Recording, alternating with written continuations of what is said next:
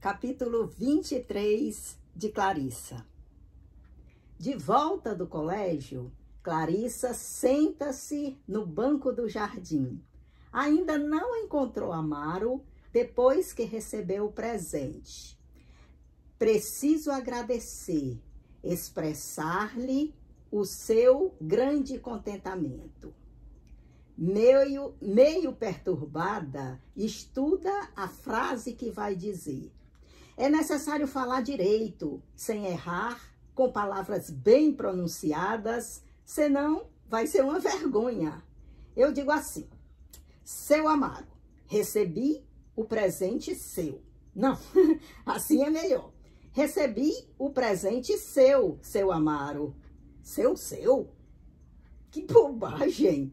Como é difícil agradecer, principalmente quando a gente não tem intimidade com a pessoa que nos deu o presente. Mas o melhor é dizer assim: recebi pela titia o seu presente. Fiquei contentíssima. Estou-lhe muito agradecida. Oh, como é custoso falar com pessoas instruídas e de cerimônia. O melhor é dizer simplesmente: seu Amaro, não imagina como estou contente. Que lindo o peixinho. Botei nele o nome de Pirulito, sabe? Gostei muito. O senhor nem imagina como sou sua amiga. Muito obrigada. Muito obrigada. Amaro não deve tardar. Chega sempre a essa hora. No portão aparece um vulto. Clarissa sente um estremecimento. Será ele? Não é. O Nestor, sempre em marcha acelerada, entra. Logo atrás dele vem o judeu. E o vulto escuro que acaba de subir a calçada. O coração de Clarissa bate com mais força. Agora sim, é Amaro. Vem de chapéu na mão, ar cansado, cabeça pendida, passos lentos. Clarissa se enche de coragem. Seu Amaro, eu... Amaro, distraído, diz: boa tarde. E continua a caminhar.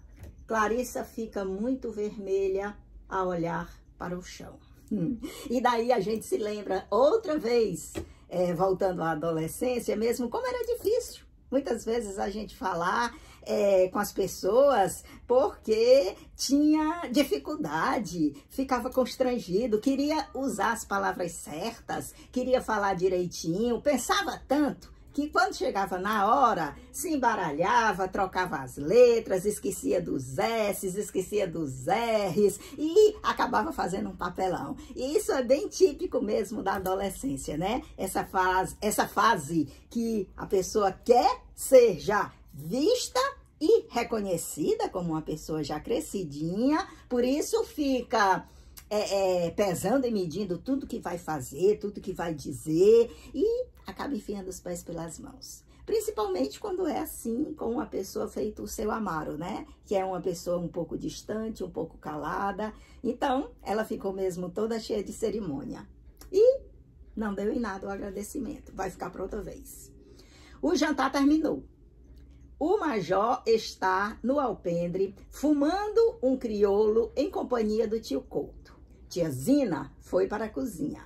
Ondina e o marido sobem para o quarto abraçados. Clarissa toma uma resolução desesperada. Tem de agradecer hoje, custe o que custar. O discurso será breve, fulminante. Seu Amaro, muito obrigada pelo seu lindo presente. Ela ainda está se torturando. Amaro deixa o seu canto. Agora vai subir para o quarto. Clarissa se ergue também. Principia. Amaro nem sequer olha para ela. Sobe como uma sombra. Clarissa senta-se de novo. Sobre uma coluna de madeira escura, a um canto da sala, rebrilha o aquário. Pirulito está agitado. Será que a luz elétrica o assusta? Clarissa acerca-se do vaso de cristal. Agora nota que a água está toda cheia de rebrilhos. A janela, as lâmpadas, os móveis, tudo se reflete no vidro do aquário. Clarissa aproxima os lábios da superfície da água. E, como se o peixinho a pudesse entender, Cicia, pirulito, eu ainda não agradeci. Não tive coragem. Hoje de noite, quem sabe?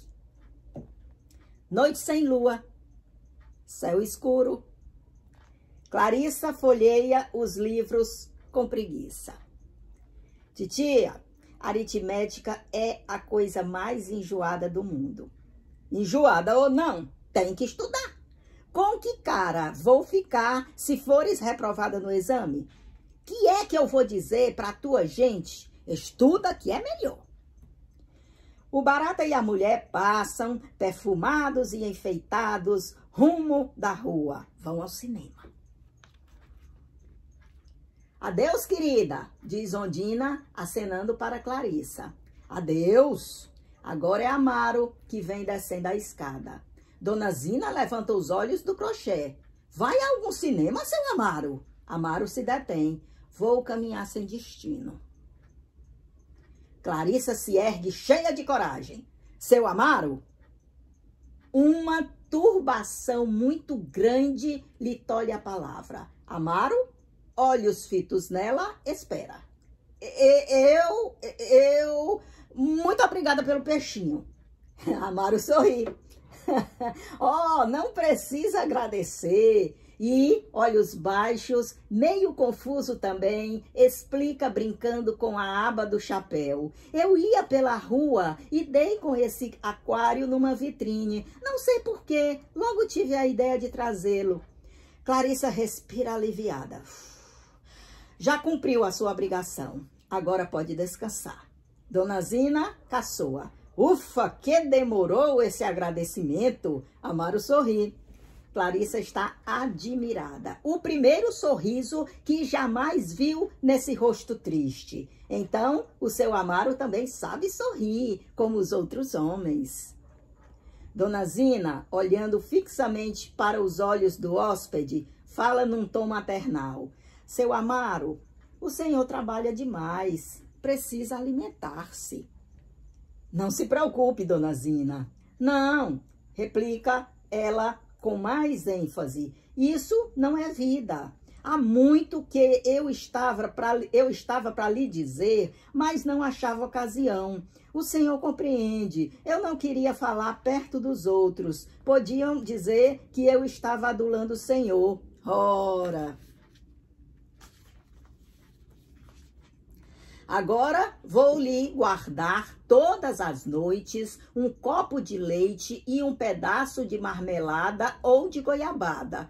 Não se preocupe por minha causa, Dona Zina. Amaro balança com o chapéu. A dona da casa insiste. Que é que prefere, goiabada ou marmelada? Ora, Amaro está perturbado. Diga, de que é que gosta mais? De goiabada, diz o hóspede, constrangido, como se estivesse a fazer uma confissão vergonhosa. O espanto de Clarissa cresce. Amaro acaba de confessar, prefere goiabada. A senhora é muito boa. Pro fogo, como diz o Couto. O tio Couto diz isso por brincadeira. Está se vendo que ele a admira. Clarissa continua surpreendida. Agora Amaro tem para ela um aspecto mais humano. Uma criatura que a gente pode ver de perto, que conversa, sorri, pode ficar alegre, dizer coisa, prefere goiabada. Curto silêncio. Clarissa observa o rosto de Amaro. Não é feio, pensa. Bem simpático. Que olhos bonitos, parecido com o de um artista que eu vi numa fita. Não me lembro quando.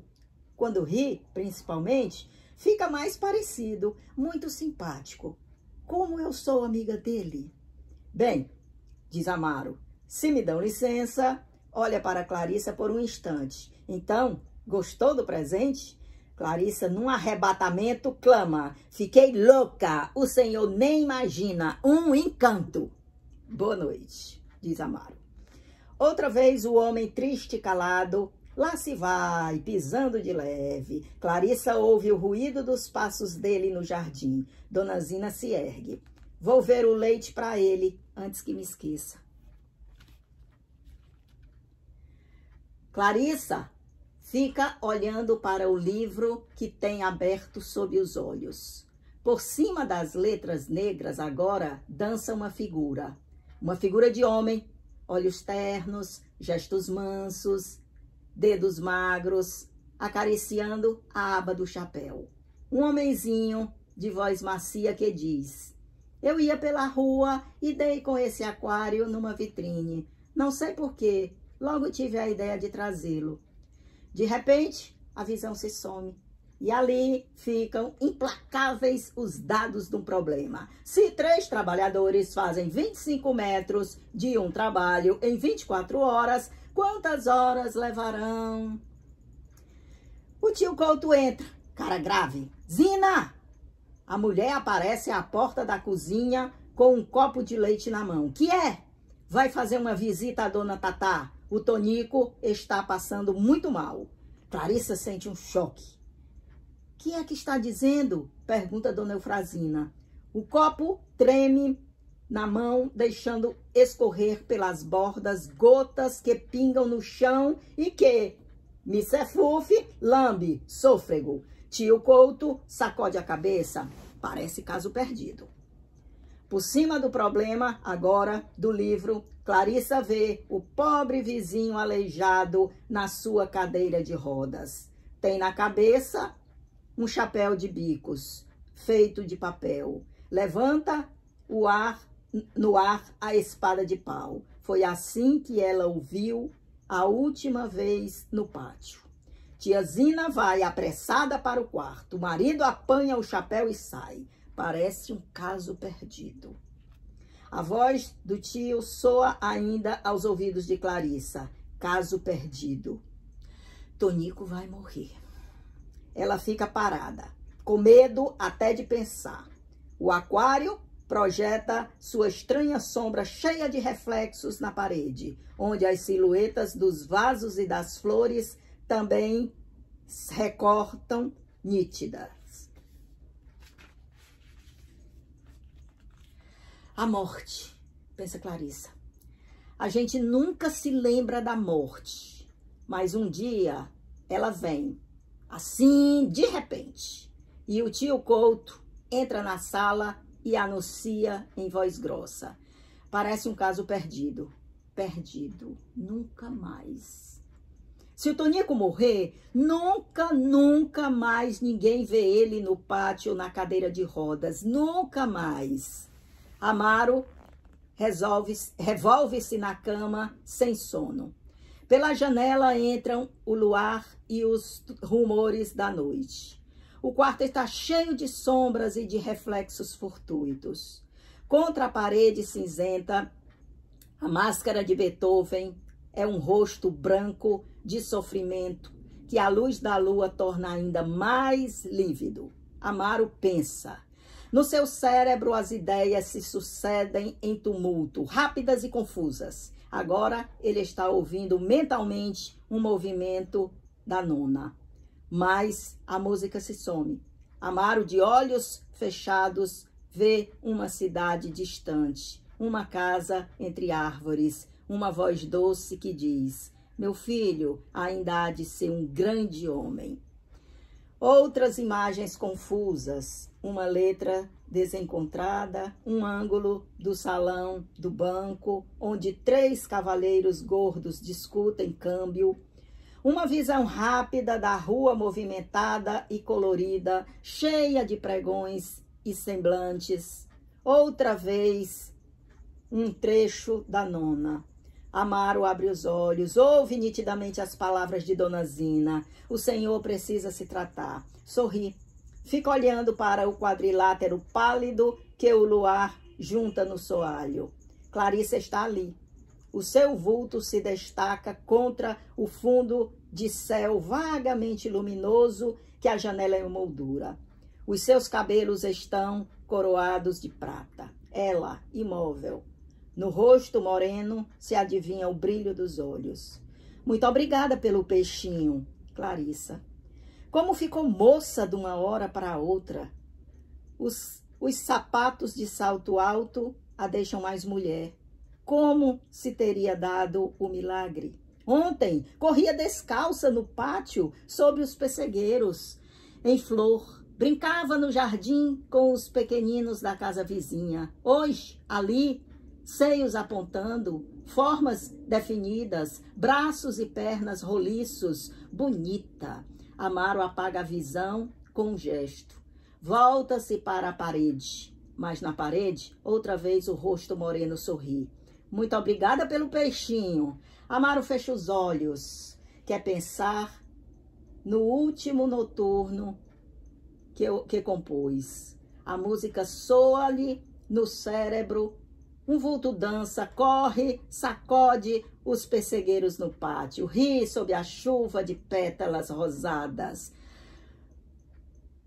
Obrigada pelo peixinho. E Clarissa rodopia descalça, livre. O vento lhe agita o vestido, revolve-lhe os cabelos. Amaro faz um gesto de impaciência. Que bobagem! E puxa, contrariado, a colcha branca cobrindo a cabeça.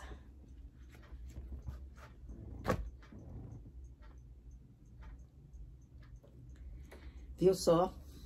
Quanta coisa em poucas palavras. Ali, naquele resumo que é uma pessoa, um corpo, vai explodindo em mil lembranças, em mil situações, em mil pensamentos que vão chegando, que vão saindo e que tudo vai acontecendo e que tudo vai sendo processado e que a pessoa sente o quanto esse mínimo, esse resumo de coisas que acontecem naquele minuto explodem em mil vertentes, nos levando a pensamentos, lembranças, divagações. Clarissa se tortura para poder agradecer ao Amaro pelo peixinho. Parece uma coisa simples, mas dentro dela não é simples.